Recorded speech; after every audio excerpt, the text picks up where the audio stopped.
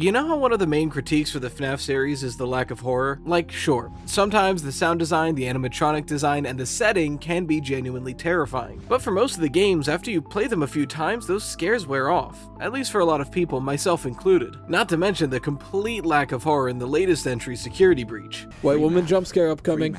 Well, one of the ways that the series could rectify that is by following the example of a woefully underrepresented character in the series, Ennard. This writhing, erratic mass of wires and remnant topped with a spare clown mask. This character is one of the scariest and most existentially dreadful things in the entire franchise. So horrifying that it almost feels out of place at times, especially when it's coming after you. So today, I'm going to go into what this direction of FNAF could have been and what it can still be going forward, in the attempt to elevate FNAF from a point-and-click horror game to something truly terrifying. So slices, put on your aprons, and let's bake ourselves a theory. First, let's gather our ingredients. Who is Ennard? So, a concrete answer on this doesn't exist. Most answers for Ennard are theory and speculation ridden throughout. I'm just going to go on what the common beliefs I see when looking across the community are. This isn't necessarily exactly what I believe, but this is what I can see as the general consensus for Ennard as a character.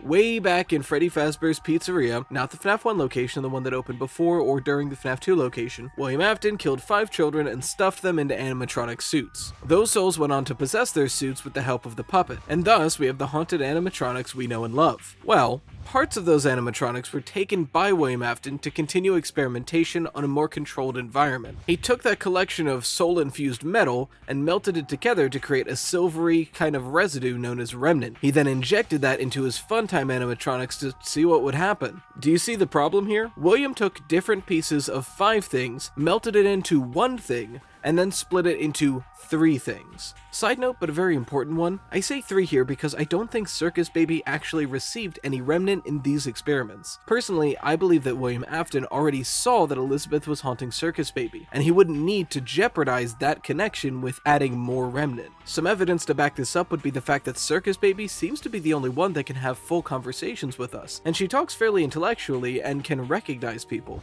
He will then tell you to crawl through Ballora Gallery as fast as you can to reach the breaker room. Not only that, but she's the one kicked out of the Ennard tribe, which we'll get into. Anyway, this spirit cocktail made for some very erratic and violent animatronics. Honestly seen best in Funtime Foxy, as he's kind of just twitching around his area until you interact with him. Eventually, throughout the game of Sister Location, we see the animatronics scoop themselves to revert to just their endoskeletons. In this form, they collect into one unit, Ennard, a heaping mass of wires and remnant, named after the portmanteau of innards and endoskeleton. Note, Ennard does contain Circus Baby, and we'll get into those ramifications later. Ennard then pretends to be Circus Baby, asking Michael Afton, our protagonist, for help in dismantling herself and the others. In reality, Ennard tricks Michael into the scooping room to empty out the man, wanting to wear his skin like Jenny XJ9's fake skin suit, in the hopes that they can be perceived as human and escape the bunker they've been locked in. They succeed for a while, but eventually the body they chose begins to decay, and they have to make a break for the sewers and live in the shadows until Freddy Fazbear Pizzeria Simulator. This, in a vacuum, is already admittedly pretty scary, but the true horror of Ennard comes out in the non-canon secret ending that you can obtain. In the extras menu, if you access a secret minigame, 100% it, and get that minigame's secret ending, which is honestly the hardest challenge in the game. 21 is our best time. Sonic might have been the thing to do it. We just have to not die on the way back, which is admittedly easier said than done. No, no, no, no, no, no, no! You unlock the ability to enter a secret room, where you have to defend yourself from Ennard until 6 AM in the traditional FNAF style. This is such a cool ending already, but it's here that we finally get to see what Ennard truly has to offer as a villain. This is a machine infested with the souls of dead children, one of which was our protagonist, Michael Afton's younger sister, Elizabeth. At first, Ennard is calling to you in the Circus Baby voice. Why didn't you trust me?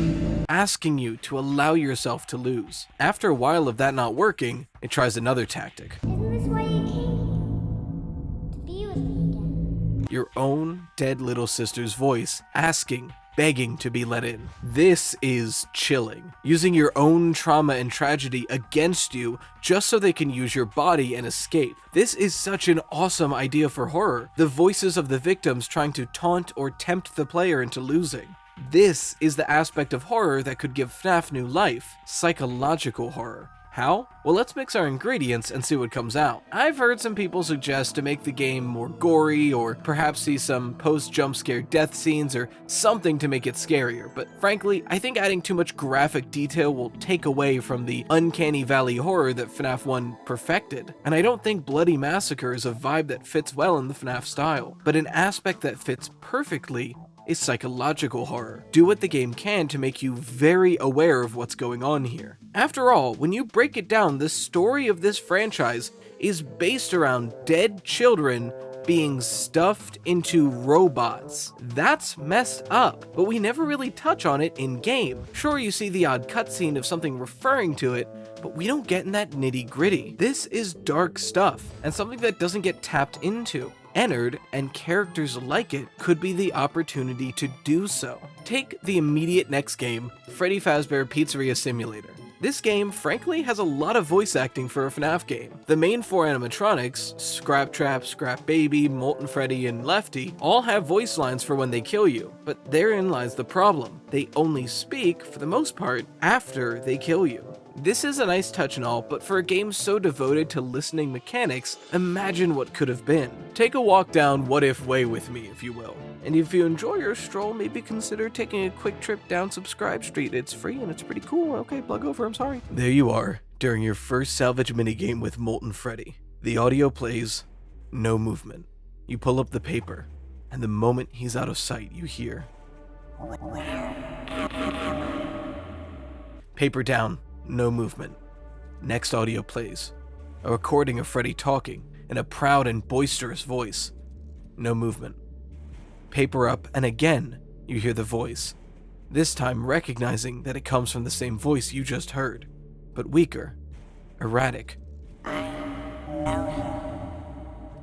Paper down. He's a bit closer.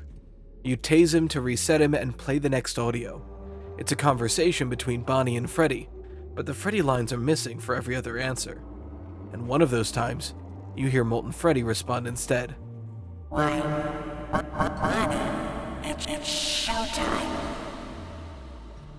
That alone would add such a massive scare factor to the already admittedly pretty scary salvage minigames. But now, the night shift. As it stands, you have to listen for animatronics through the vent holes on either side, but you're listening for scraping noises or metal clangs. Keep that, but now you can add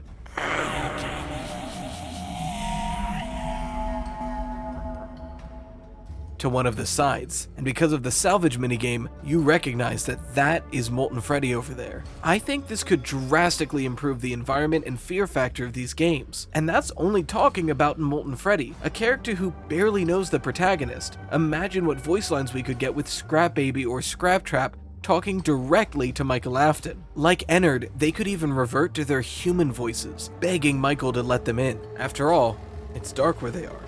They just want to see him. It's been so long.